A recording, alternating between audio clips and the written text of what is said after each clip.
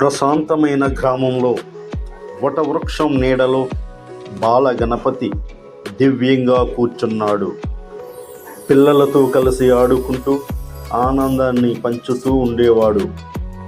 కానీ గ్రామస్తులు అహంకారంతో పరస్పరం ఒకరినొకరు వాదిస్తూ జీవిస్తూ ఉండేవారు. బాలగణపతి మాత్రం నిశ్శబ్దంగా కూర్చుని అన్నీ గమనిస్తూ ఉండేవాడు.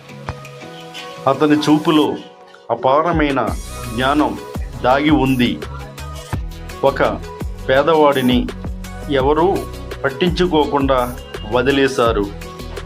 అప్పుడు గణపతి ప్రేమతో అతని వైపు నడిచాడు. గణపతి తన చేతితో పేదవాడికి ఆహారం ఇచ్చాడు. అప్పుడే గణపతి నుండి దివ్య కాంతి విరజిల్లింది. ఆ దృశ్యం చూసి గ్రామస్తులు ఆశ్చర్యపోయారు.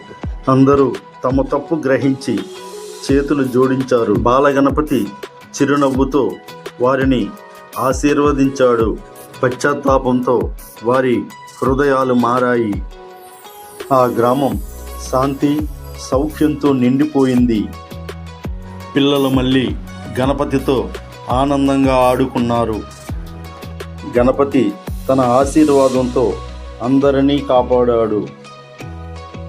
అప్పుడు ఆకాశం కూడా దివ్యకాంతితో వెలిగింది. గ్రామస్తులు ఒకరికి ఒకరు సహాయం చేస్తూ జీవించడం మొదలుపెట్టారు. వారి ముఖాల్లో కృతజ్ఞతా భావం కనిపించింది. గుడి గంటలు మోగుతూ ఆధ్యాత్మిక వాతావరణం ఏర్పడింది. తన పని పూర్తయిందని భావించి గణపతి నెమ్మదిగా వెళ్ళిపోయాడు. ఆ మరుసటి రోజు నుంచి కొత్త ఉదయం కొత్త ఆశలను తీసుకువచ్చింది. అందరూ కలిసి ప్రార్థనలు చేస్తూ ఐక్యంగా ఉన్నారు. అహంకారం వదిలి దయను అలవరుచుకోండి. అప్పుడు మాత్రమే మీ జీవితం నిజమైన ఆనందంతో నిండిపోతుంది. గం గణపతియే నమః.